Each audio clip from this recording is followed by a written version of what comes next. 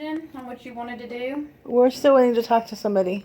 Stop. Where's the doctor we can talk to in this situation? Because right now nobody's giving us any reason that she needs to stay, and y'all can't answer that reason. So. Well, we've told you what GI. No, listen. Let me finish, please. I didn't get to finish. GI has said we can't overstep GI. Are you recording? Yes. Okay. You actually can't. Okay. Just letting you know that. Okay. If you're doing it for a purpose, I don't know. This is what my supervisor has told me. Okay. But just letting you know, we can't overstep GI, and they're not going to. And GI has given us our reasons for the reason for that they did not discharge you today. It is your choice if you want to say, okay, I still want to go home. That's fine. You have to sign the against medical advice paperwork, and then you can go. Okay. So what's the medical advice for staying? What treatment is she receiving here that she can't receive at home? If you are still having abdominal pain, and they did that procedure on you today and took biopsies, that means there are still places. That was yesterday. Or yesterday, I'm sorry. That is correct. There are still places within your colon, your bowel, that they did those biopsies that could possibly bleed. Mm-hmm. That could be a cause of the pain.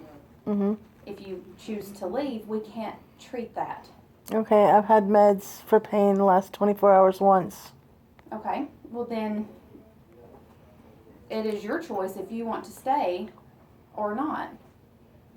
But there's if you say you're having abdominal pain and you are not taking pain medicine for it, then it's your choice whether to stay or not. So basically you're holding her under the pretense of in case something goes wrong, is what I just heard. And typically it is. Would you like to hold me in case I start bleeding randomly too? I mean, come on. That's why we admit people though.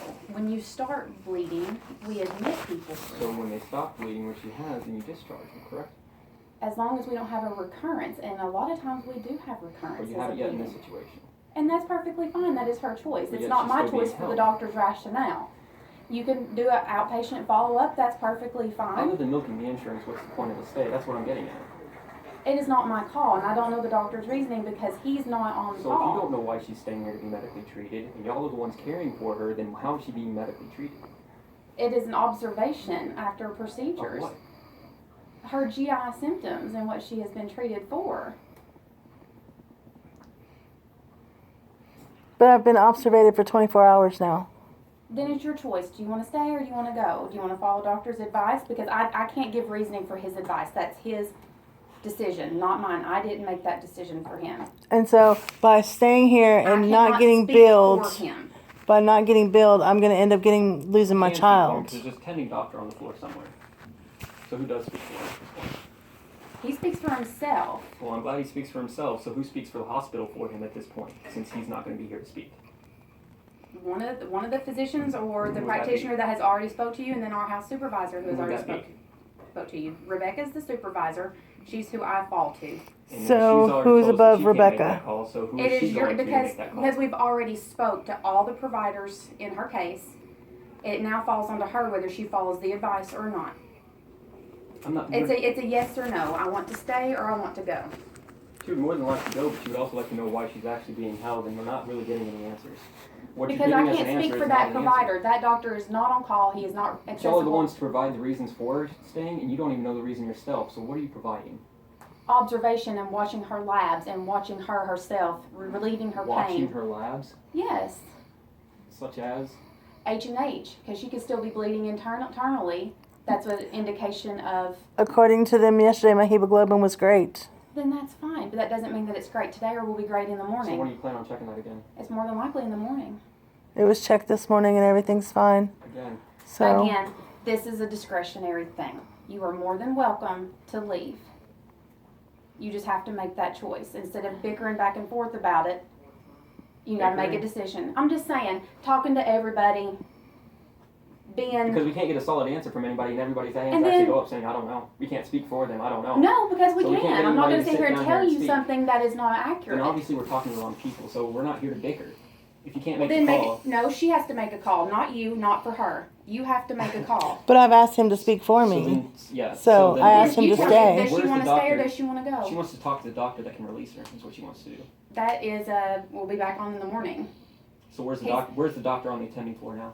There has to be somebody that can make a decision about it tonight. So I've been where's the asking doctor? all day. That's the I've been GI asking all doctor. day So to where's the leave. doctor? We Where's the doctor have, we in have attendance spoke currently? to him and he I'm glad refuses you to have make a Forrest, decision. but He refuses need- to make a decision we need to because speak to the he doctor. is not her patient. She's not. so we need to his speak to the patient. doctor.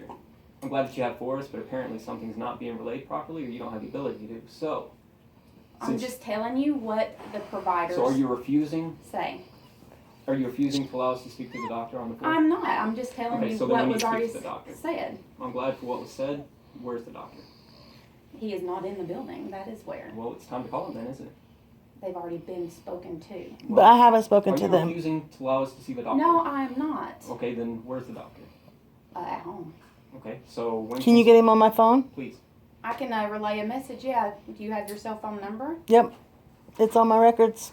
Okay. Then I will see. And I'm not promising nothing because I can't tell you that he will actually make a phone call to you because he doesn't know you. So the Okay. doctor will not see us?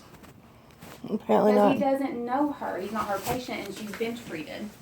But let me Well, since y'all are refusing to serve us, then I don't think there's any reason to stay at this point. then sign the paper.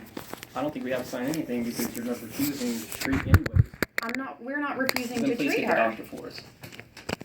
I will make a phone call and see if he will return your call. I can't say that he will, Okay.